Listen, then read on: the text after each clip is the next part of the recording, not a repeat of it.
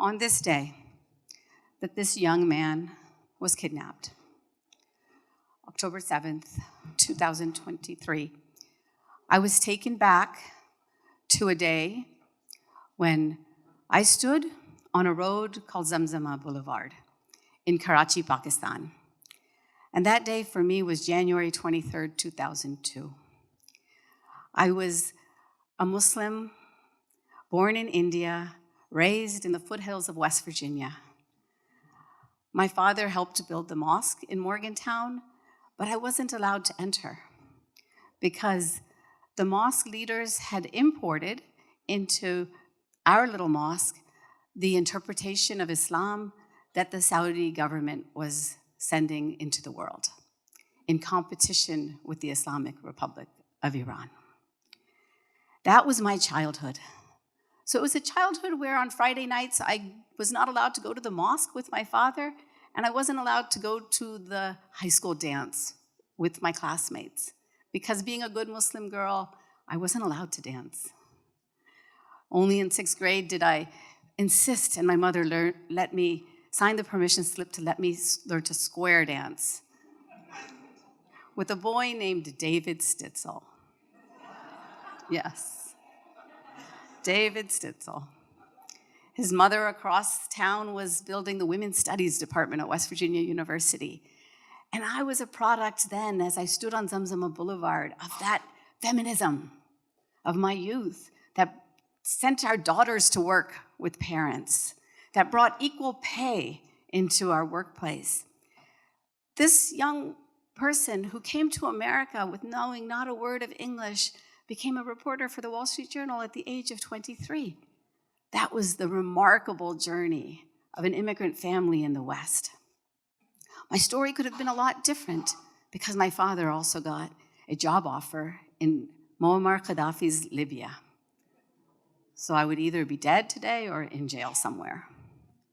But there I stood as a young woman on Zamzama Boulevard, January 23rd, 2002.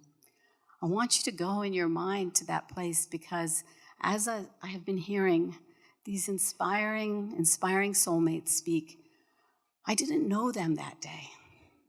But on this long journey, we have been together since that day. And it was a beautiful sunny day. A family of parrots were squawking overhead. And a dear friend of mine from our days together at the Wall Street Journal was beside me. His wife pregnant by just a few months. His name was Daniel Pearl. Yes, the gasps that you feel are the collective gasps of our world that day, when just like this young man, just 35 years old, Danny, went off for an interview from which he never came back. He was just 37 at the time. And in that day, my October 7th, I learned what the world learned a few days later, that Danny had been kidnapped. He had been kidnapped by men who were former colleagues of yours, Noor, right? From Lashkar-e-Taiba. And I learned there, as a young Muslim woman, about the details of Danny's captivity. They put a gun to his head. They put him in a warm-up jacket to take those sign-of-life photographs. And then, my friends, 3 men arrived 5 days into Danny's captivity. And they arrived with 2 weapons. One weapon was a knife, and the other weapon was a camera. And on that day then, the camera filmed Danny as he spoke of his ancestry as a grandson of Israel. How his grandfather has a street in the town of Bnei Brak and Haim Pearl Street. And he said those words, "My father is a Jew, my mother is a Jew, I am a Jew." On October 7th, everything had changed in our world, but nothing had changed. Those people that were killed on October 7th were killed for the crime of being Jews. And I am here as a Muslim to testify to the truth, as Raheel invoked us to do and as the Quran invokes us to do. This is a Quran, the noble Quran, in case you should be confused. When I was a girl, my mother taught me the first chapter of the Quran. And that chapter tells us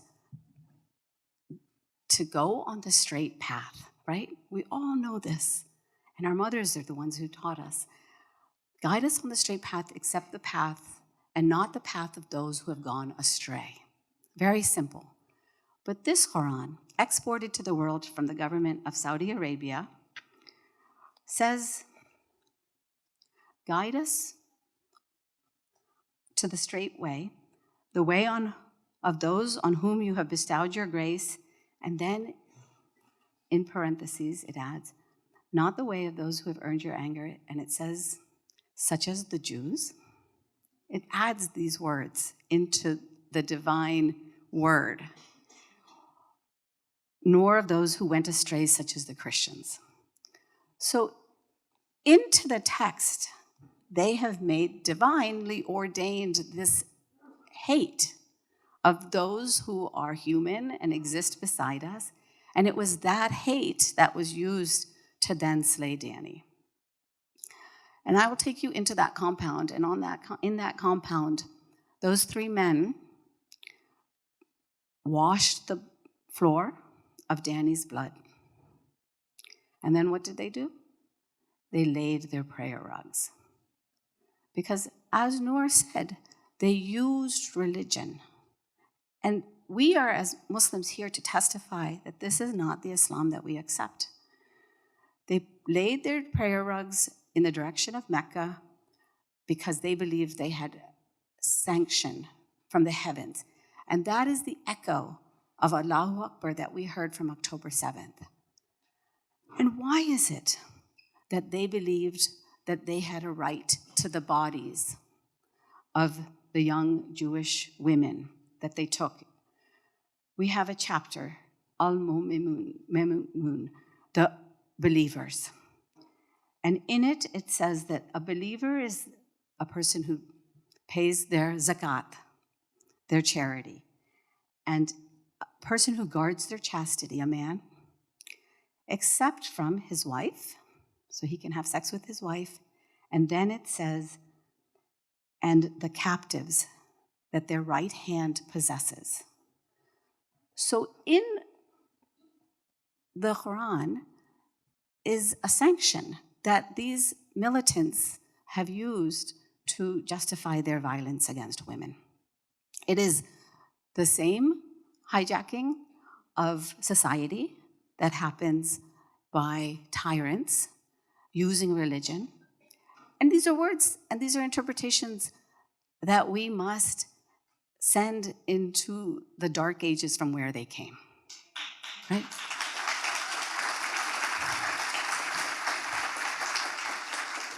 We are all Muslims who refuse that interpretation of Islam.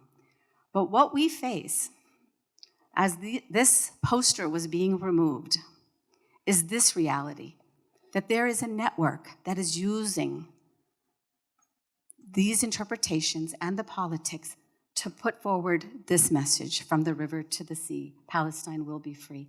And in the fine print, you can see the organizations.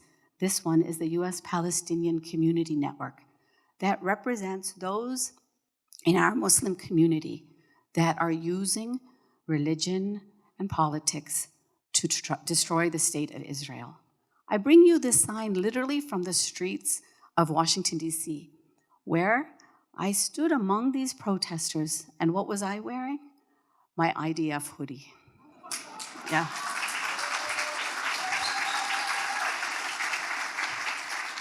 And where did I get that IDF hoodie? I got it at a secondhand store in the West Bank. Yeah.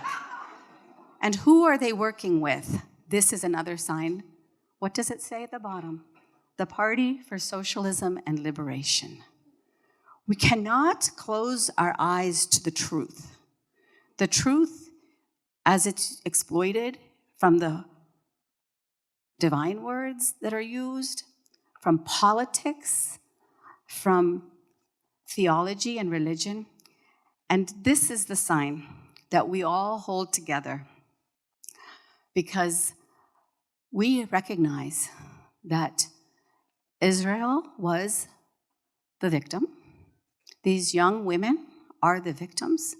The young men, the older men, the children, the babies, the families are the victims. This moral inversion that occurred on October 8th is immoral. And so we as Muslims stand together with this simple idea. Free